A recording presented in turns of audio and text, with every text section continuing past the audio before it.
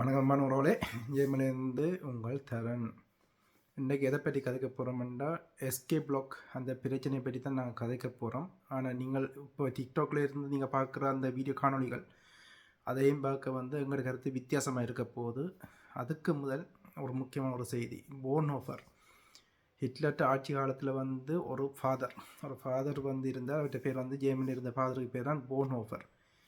அவர் இங்கே ஏமனில் அந்த காலத்தில் யூதருக்கு எதிராக கல் எல்லாம் மறிபாட்டு இருந்துச்சு. 38ஆம் ஆண்டு பிறகு ஹிட்லர் ஆட்சி காலத்தில் யூதர் கடை இல்லாதவர்களுக்கு எல்லாம் கல்லால் ஆக்கள் அறிஞ்சு இந்த இப்போ எப்படி வெளிநாட்டு ஆக்களுக்கு எதிராக இருந்துச்சுனமோ அப்போ யூதாக்களுக்கு எதிராக அந்த இது நடந்துச்சு. அப்போ அந்த யூதாக்களோட கடைகளுக்கு எல்லாம் மக்கள் கல்லால் எறிஞ்சிச்சினா அதுக்கு எதிராக அவர் குரல் கொடுத்திருந்தார். அதுக்காண்டி அவர் கைது செய்யப்பட்டு அவர் ஜெயிலில் இருக்கும்போது அவர் யோசிக்கும் போது அவருக்கு தண்டிச்சது கூடாத ஆக்கள், தீய ஆக்களையும் பார்க்க மிகவும் ஆபத்தானவர்கள் யார் என்றால் முட்டாள்கள்லாம் தீயவர்களையும் பார்க்க மிகவும் ஆபத்தானவர்கள். என்ற தீயவர்களுக்கு எதிராக நாங்கள் ப்ரொடெஸ்ட் பண்ணலாம். ராயபக்சவோ யாருக்கோ எதிராக எங்களால் அவர்கள் தீயவர்கள் தெரியும், நாங்கள் அவர்களுக்கு எதிராக ப்ரொடெஸ்ட் பண்ணலாம். ஆனால் முட்டாள் மக்கள் இருக்கிறோமில்லோ, முட்டாள் ஆக்கள் வந்தால் அவர் மூளையால் முட்டாள் இல்லை, மொராலால் அவர்களுக்கான அந்த ஒரு கொள்கையால் முட்டாளாக இருக்கிறோமில்லோ, அவர்களுக்குத்தான் அவர்களை திருத்துறது கடைசி வரையும் இயலாத முடியும். அதை நாங்கள் இப்போ சீமான் விடயத்தில் பார்க்குறோம், அச்சுனா விடயத்தில் பார்க்குறோம். இப்படியான முட்டாளர்களை திருத்துறது மிக கடினமான விடயம். அது அவர்களாக திருந்தினா தான் அது இதொழிய. மற்றபடி நாங்கள் எவ்வளவு அவர்களுக்கு ஆதாரத்தோடு கருத்துக்கள் சொன்னாலும் அது அந்த ஒரு முட்டாள்கள் ஒரு முட்டாள்ன்றா பிரச்சனையே இல்லை. பல முட்டாள்கள் கூடினா ஒரு தீய மனிதனையும் பார்க்க பல முட்டாள்கள் மிகவும் ஆபத்தானவர் என்று போன்ஹோஃபர் அவர் ஜெயிலில் இருக்கும்போது அவர் எழுதியிருந்தார். அதோடு அவர் தூக்கிலையும் போடப்பட்டிருந்தார். ஹிட்லர் ஆட்சியில் அவர் தூக்கிலையும் அந்த இது அவர் சொன்ன விடயம் இப்போ ஜெர்மனிலையும் அது அக்டுவலாக இருக்குது, அந்த இலங்கையிலையும் அது அக்டுவலாக இருக்குது. இப்போ எஸ்கே பிளாக் இதுக்கு பார்ப்போம். எஸ்கே பிளாக் என்றவர் எதற்காண்டி உருவாக்கப்பட்டவர்? நாங்கள் வேலை திட்டம் என்று நாங்கள் சொல்லியிருந்தோம். நாங்கள் பரப்புரை செய்திருந்தோம். நீங்கள் 3 நபர் ஒரு உதவி இல்லாமல் டிரெக்டாக நேர உதவி செய்யுங்கள். அதுவும் எங்களுக்காண்டி போராடின மாவீரர் குடும்பங்கள் இருக்குது.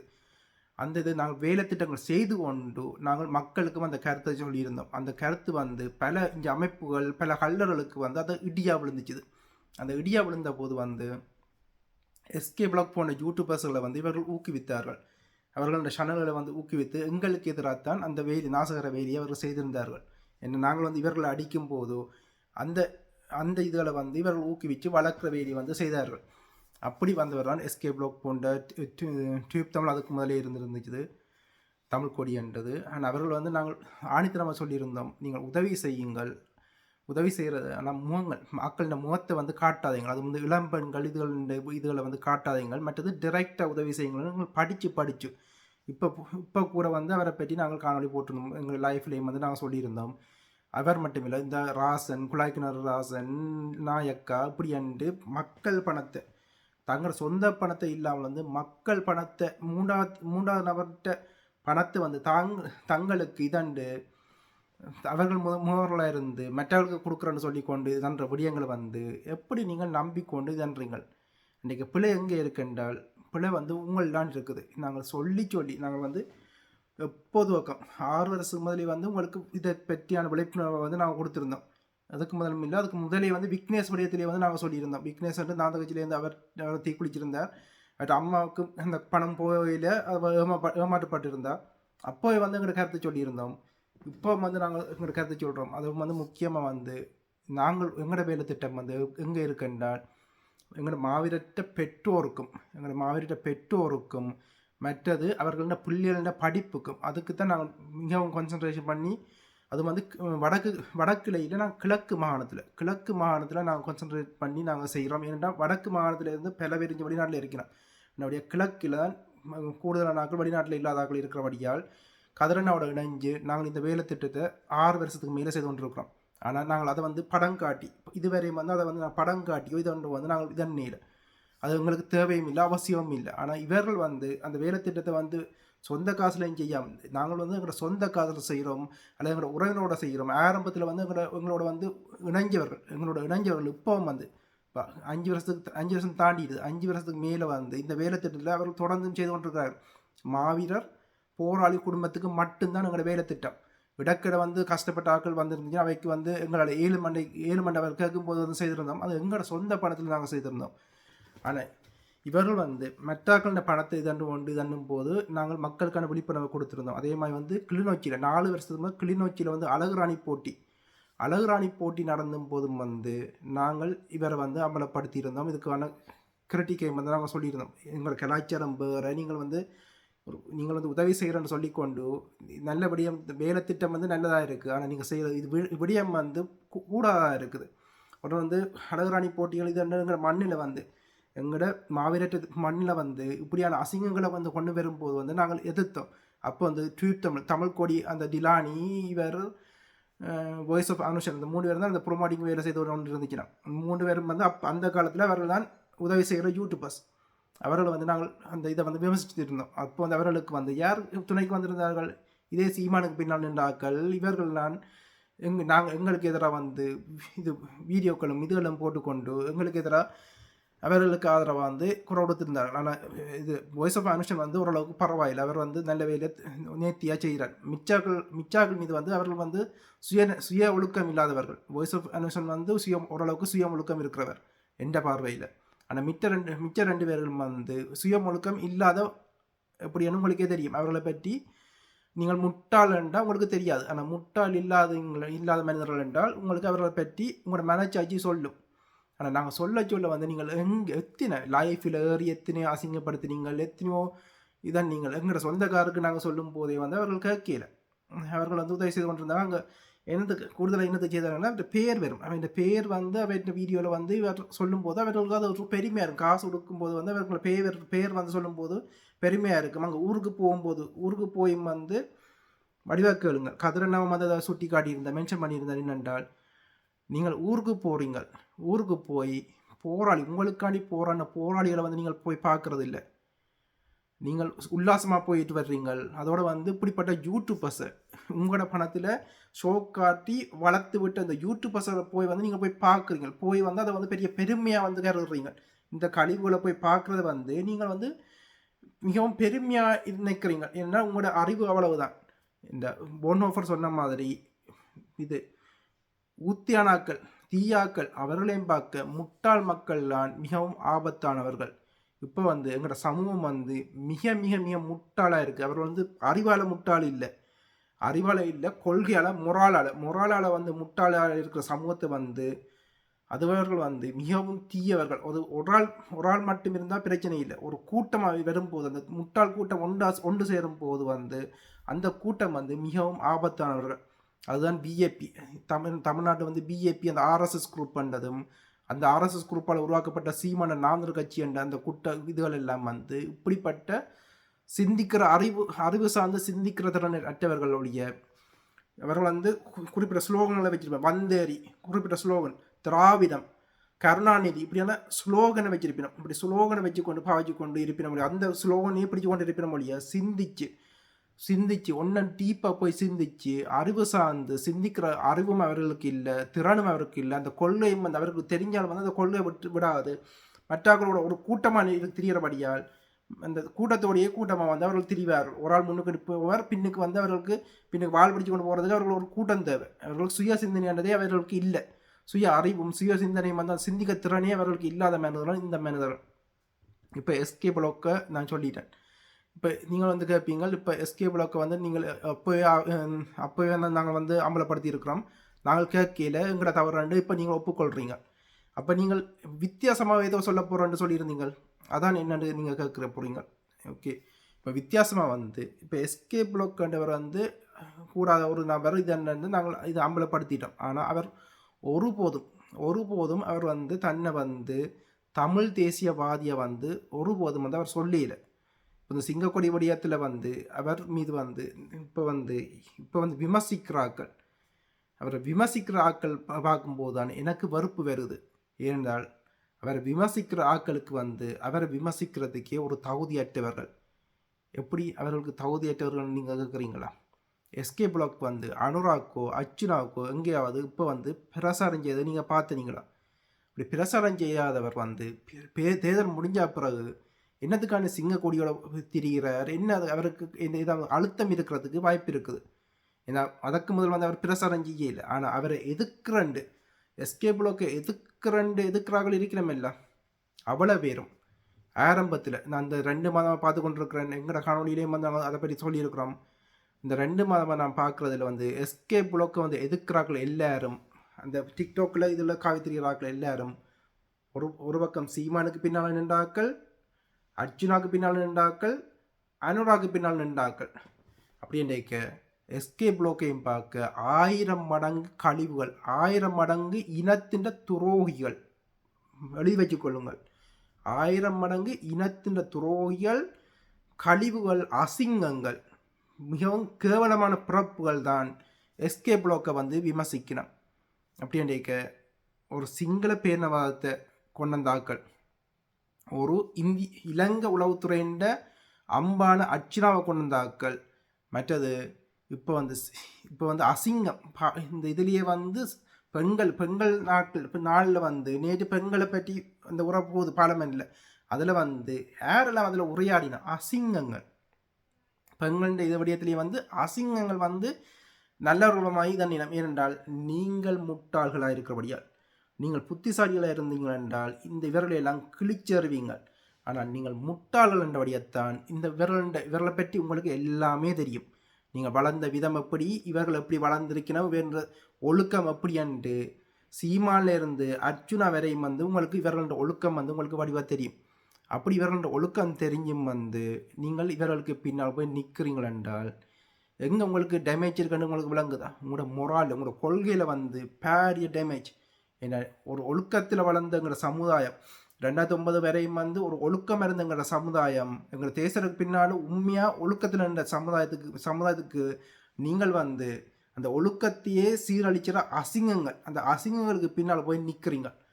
இந்த அசிங்கங்களுக்கு பின்னால் போய் நின்று கொண்டு இதன்றீங்க. இதில் வந்து அர்ச்சனா எடுத்துக்கொண்டீங்கள் என்றால் முதல் மனைவி சீதனம் கேட்டு இதண்டாண்டு முதல் மனைவிக்கு அடிச்சண்டு கேஸ், சீதனம் என்ற இது அது வந்து கருப்பாக இருந்தால் சீதனம், இந்த கருப்பாக இருந்தால் கூட அந்த ரீதியில் வந்து அவர் கதைச்சிருப்பார். மற்ற பார்க்குற எல்லா பெண்களோடையும் வந்து வாழணுமென்ற விருப்பம் வாழணுமென்று ஒரு அசிங்கமான கருத்தை வந்து மக்கள் மத்தியில் வந்து கடத்தியிருந்தார். அது ஒரு பெண் யூடியூபர்ஸ்ட்டு, அந்த பெண் யூடியூபர்ஸ் வந்து அந்த இதை வந்து போட்டிருந்தா, அதை அவள் வட்டி இருக்கலாம் இதன் இருக்கலாம், அந்த அசிங்கத்தையும் வந்து அவள் போட்டிருந்தா. இன்றைக்கு எங்கள் சமுதாயம் எங்கே போய் கொண்டு இருக்குது? இப்படிப்பட்ட பெண்களை கேவலமாக பார்க்குற, பெண்கள் மீது வந்து வக்கரமாக இருக்கிற ஆண்கள் உங்களுக்கு வந்து விகாரை இது யாழ்ப்பாணத்தில் அரசகாணியில் வந்து விகாரையில் கட்டலாமண்டு விகாரையில் ஒன்றும் கொண்டு வர விரும்புகிற இந்த என்பிபி அனுராக்காண்டி பிரசாரம் செய்த அர்ச்சுனா நாங்கள் அடித்து சொல்கிறோம். சிங்கள உளவுத்துறைன்ற அம்பு, சிங்கள உளவுத்துறையால் எங்களை குழப்புறதுக்கும் பிரிக்கிறதுக்கும் கொண்டுவரப்பட்ட இந்த இதுக்கு பின்னால் போய் நிற்கிறீங்க.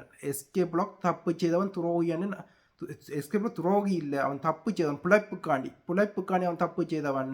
அவனை வந்து நாங்கள் 6 வருஷமாக வந்து அம்பலப்படுத்தி கொண்டு இருக்கிறோம்.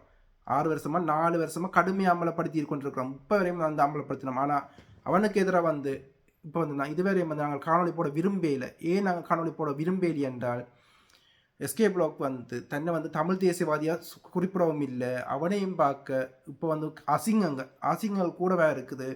அதுவும் வந்து அவனை சுட்டி காட்டுற அசிங்கங்கள் தான் ஒன்றும் படம் மோசமாக சீமானுக்கு பின்னாலேயும் இதுக்கு பின்னாலேயும் போய் நிற்குதுகள். இதில் வந்து பெரியாரை பற்றி நாங்கள் எங்களோட போராட்டத்தில் இருந்த உண்மையை வந்து பெரியார் எங்களுக்கு தலைவர் இல்லை ஒன்றும் இல்லை. ஆனால் போராடுது எப்படி வந்து பொன்னோஃபரை பற்றி நாங்கள் சொன்னோமோ, அப்படி ஏமன் நாட்டை சார்ந்தவரை பற்றி சொன்னோம், அப்படித்தான் பெரியார் என்றவரும் வந்து அந்த தமிழ்நாட்டுக்கு நல்லது செய்திருந்தார். ஆனால் இந்த இதுகள் எல்லாம் பெரியார் என்றாலே இதுகளுக்கு வந்து சிந்திக்கிற திறன் இல்லை. அவர் என்ன காரணத்துக்காண்டி அந்த காலத்தில் அப்படி சொல்லியிருந்தார், என்னத்துக்காண்டி தமிழ்நாட்டு மக்கள் அவரை வந்து கொண்டாடி பெரியாராக வச்சிருக்கிறோம். எங்களோட தேசத்தினருக்கு இந்த மக்கள் ஒரு சில கூட வந்து யாழ்ப்பாணத்தில் வைக்கல. ஆனால் உமாமகேஸ்வரனுக்கு வவுனியாவில் சில வச்சிருக்கிறான். அதை பற்றி ஒருத்தரும் கேட்குறீங்களா, கதைக்கிறீங்களா?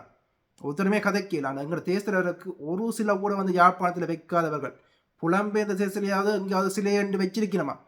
அப்படி வைக்காதவர்கள் உமாமகேஸ்வரன் என்ற துரோகிக்கும் நாளைக்கு கருணாக்கும் சில வைப்பார்கள், இந்த அர்ச்சுனாக்கும் நாளைக்கு வைப்பார்கள், அனுராக்கும் வைப்பார்கள். அனுராக் என்றவர் எப்படிப்பட்ட இனவாதி, தமிழர்களுக்கு என்ன செய்தாரண்டு வரலாறு அப்படியே இருக்குது. அப்படி இருந்த இந்த முட்டாள் பரப்புரைகள், இந்த பரப்புரைகளில் வந்து சுய சிந்தனை இல்லாமல், சிந்திக்கிற திறன் இல்லாமல் நம்புறார்கள்டா விதை எங்கே போடப்பட்டுச்சுது? இந்த சோசியல் மீடியாவில் வந்து வெறுறதை வந்து பகுத்தாய்வு செய்யாமல் அந்த அதே ஒரு மனநோயமாய் வந்து நம்பிக்கொண்டு திரிகிற இந்த மக்கள் எப்படி திரும்ப போகிறார்கள்? நானும் இதே சமூகத்தில் வளர்ந்தவன். ஆனால் என்னால் வந்து எது பிழை எது சரியண்டு பார்க்க முடியும். என்னால் வந்து பேலன்ஸ் பண்ணி இது சரியோ அது தவறோ என்று பகுத்தாய்வு செய்ய முடியும். ஆனால் இவர்கள் வந்து நல்லா படிச்சிருந்தாலும் வந்து அவர்களுக்கு டாக்டராக இருந்தால் கூட வந்து அவர்களுக்கு கொள்கையில் உறுதி இல்லை, பற்று இல்லை, இனத்தில் பற்று இல்லை. ஒரு போலி இதுக்குள்ள பிம்பத்துக்குள்ள வாழ்ந்து கொண்டு இருக்கிறார்கள். இதே இதுதான் சீமானுக்கும் பொருந்தும். ஆனால் இதில் வந்து தமிழ் ப்ரோ வந்தவர் என்ன செய்து கொண்டிருந்தார்? இப்போ எஸ்கே பிளாக்கை கிரிட்டிக் பண்ணுறார். இலங்கை தண்டை யூடியூப் சேனலில் வந்து சிங்கள கொடியை வந்து யூடியூப் சேனலில் போட்டு தண்ணும் போது தான் நாங்கள் விமர்சனம் செய்திருந்தோம். நாங்கள் அப்போது நீங்கள் எத்தனை பேர் வந்து இதான் குறைச்சிங்க, எங்களோட இதுக்குள்ள வந்து எத்தனை பேர் குறைச்சி கொண்டு நீங்கள்? அவர் வந்து இப்போ எஸ்கே பிளாக் சிங்க கொடியை இதண்டாண்டு கிரெடிட் பண்ணுறார். ஒரு தாழ்மியம் இருக்கா? ஏதாவது இவர் எஸ்கே பிளாக் வந்து ஒரு படியத்தை நல்லது செய்திருக்கிறான். வேலை திட்டம் அண்டு அவன் செய்தது ஊத்தவேலை, தனக்கு சொத்து செய்த ஊத்தவேலை செய்தாலும் கொஞ்சம் ஏழை மக்களுக்கு வந்து கொஞ்சமாவது உதவி இதான் வழிவகுத்திருக்கிறான், வேலை திட்டம் செய்திருக்கிறான். ஆனால் அர்ச்சுனா சீமான் பின்னால் போய் நிற்கிற மற்றது இலங்கை எங்களை கொண்ட இலங்கைக்கே வந்து நிதியை கொண்டே கொடுக்கணுமென்று திரிகிற அனுரா பின்னால் திரிகிற இந்த 3 பேர் அவர்களுக்கு பின்னால் நிற்கிற ஆக்களை பாருங்கள். நேற்று பார்க்குறேன் எங்களோட தேச தலைவரை செருப்பால் அடித்து கொண்டு நிற்கிறான் ஒருதன். அந்த ஆஸ்திரேலியாவிலிருந்து செருப்பால் அடித்து கொண்டு நிற்கிறான். அவன் வந்து அனுராக் களத்தில் பிரசாரம் செய்தானா இல்லையா? உன்னமருதன் யட்டியால் வந்து அடித்து கொண்டு உதவி செய்கிறன்னு சொல்லி கொண்டு இந்த படு கவர்மெண்ட் தூசணத்தில் கனடாவில் அவனை அரெஸ்ட் பண்ண வீடியோக்கள் எல்லாம், லைஃப்பில் அரெஸ்ட் பண்ண வீடியோக்கள் எல்லாம் கண் முன்னாலே இருக்குது. அப்படி இருக்கும்போது அவன் வந்து இப்போ வந்து உதவி திட்டங்கள் அங்கே செய்யும் போது அவன் நல்லவன், இதன் இந்த அனுரா அரசாங்கத்தை பின்னால் போய் நிற்கும் போது அவன் வந்து திடீர்னு நல்லவன் ஆகிட்டான். அப்படின்னு அவன் கெட்டவன், அவன் வந்து கெட்டவன்டா. அவனையும் பார்க்க பல மடங்கு கெட்டவர்கள் நீங்கள் முட்டாள்கள் வந்து அவனையும் பார்க்க மிகவும் ஆபத்தானவர்கள். என்றால் நீங்கள் தான் அவனுக்கு பின்னால் போய் நின்று சப்போர்ட் பண்ணுறீங்க. அவனை பற்றி அனைத்தும் உங்களுக்கு தெரியும், அனைத்தும் ஆதாரமாக இருக்குது, கண் முன்னால் ஆதாரமாக இருக்கும் போதும் நீங்கள் அவனுக்கு பின்னால் போய் நிற்கிறீங்கள் என்றால் கெட்டவனையும் பார்க்க முட்டாள்களால் தான் மிக பெரிய ஆபத்து. முட்டாள்கள் திருந்தாட்டி இந்த சமுதாயத்தை வந்து திருத்த முடியாது. இதில் வந்து எஸ்கே பிளாக் தவறு செய்தான், ஆனால் அவன் துரோகி இல்லை. அவன் வந்து வேலை திட்டம் எங்களுடைய இனத்துக்கு தான் செய்தான். அவன் வந்து இந்தியாவுக்கு போய் சீமானுக்கு காசு கொடுக்கல. அவன் வந்து காசு கொடுத்து அவனை வந்து நாங்கள் அம்பலப்படுத்தினாங்க. அந்த உரிமை எங்களுக்கு இருக்குது. நீங்கள் அப்போவே கேட்டு இருந்து அவனை திருத்தி இருக்கணும். மாறா வந்து நீங்கள் அவனை வளர்த்து விட்டீங்கள். இப்போ வந்து நாங்கள் அவன் செய்தது தவறுன்னு தான் சொல்கிறோம். அவன் சிங்கப்பூர் கரிநாள்னு கொண்டு எங்களோட கரிநாளில் வந்து சிங்கக்கூடியது அனைவரும் கடைப்பிடிக்கணும் இதனவனம் வந்து அவன் சொல்லியிருந்தான். ஆனால் அதுக்கு பின்னால் அரசியல் இருக்கணும் என்றால் இப்போ வந்து அவன் பழிவாங்கப்படுகிறான். அப்படி பழிவாங்கப்படும் போது வந்து அதுக்கு பின்னால் வந்து நாங்கள் யோசிக்கிறோம், ஒன்றும் கூட போய் யோசிக்கிறோம், அப்படியான சந்தர்ப்பம் இருக்கக்கூடுமண்டு. ஏன்னா அவன் வந்து இதே இதுடைய தான் வாய்ஸ் ஆஃப் அனுஷனுக்கு வந்திருந்துச்சு. இதே இதுதான் வாய்ஸ் ஆஃப் அனுஷனுக்கு வந்திருந்த போதும் வந்து நாங்கள் அதில் வந்து குரல் கொடுத்திருந்தோம், எழுத்து மூலம் வந்து குரல் கொடுத்திருந்தோம், பதிவாக வந்து சொல்லியிருந்தோம். வாய்ஸ் ஆஃப் அனுஷன் வந்து நல்ல மனிதன், அவன் வந்து ஒழுங்காக இது செய்கிறான். சில தவறுகள் செய்திருந்தாலும் அவன் அங்கே வேலை திட்டங்கள் வந்து செய்து கொண்டிருக்கிறான். இந்த எஸ்கே பிளாக் மாதிரியோ அர்ச்சுனா மாதிரியோ ஒரு தடவை வந்து நீங்கள் விமர்சனம் செய்யும் போது வந்து யாரை நீங்கள் கூட்டிக்கொண்டு என்ன கூட்டிக்கொண்டு போய் இதை நீங்கள் என்றால் அதில் வந்து உங்களுக்கு நியாயம் இருக்குது. ஆனால் கழிவான அர்ச்சுனா பார்லமெண்ட்டில் கதைச்சிட்டான் இதன்ட்டானு அதை தூக்கி கொண்டு நீங்கள் போகிறீங்களே, விளங்கியல உங்களை. இப்போத்தானே அவன் பிகார கட்டுவன் மட்டும் சொல்லியிருந்தான். அவன் யாருன்னு உங்களுக்கு தெரியாதா? அச்சுனானவன் யாருன்னு உங்களுக்கு தெரியாதா? எல்லாம் தெரிஞ்சும் இந்த சோசியல் மீடியாவில் வந்து உங்களை முட்டாளாக்குறதுக்காண்டியே கொஞ்சம் பேர் இறக்கி விட்டு 300 பேர் இந்த வருஷம் 300 பேர் புதுசாக இறக்கி விடப்பட்டிருக்கு அனுராவால். இந்த இப்படியான பொய்யான பிரசாரங்கள், மக்களை குழப்புற பிரசாரங்கள், மக்களை கண்டறிய விடயங்களுக்கு கண்டு உளவுத்துறையால் 300 பேரை களமுறைக்கு இருக்கிறாங்கள் என்றால் என்ன இதில் எப்படி அவங்க இதை பிரசாரம் செய்ய போகிறாங்கன்னு யோசிச்சு பாருங்க. இப்படி இருக்கும்போது மக்களாக நீங்கள் தான் தெளிவாக இருக்கணும்.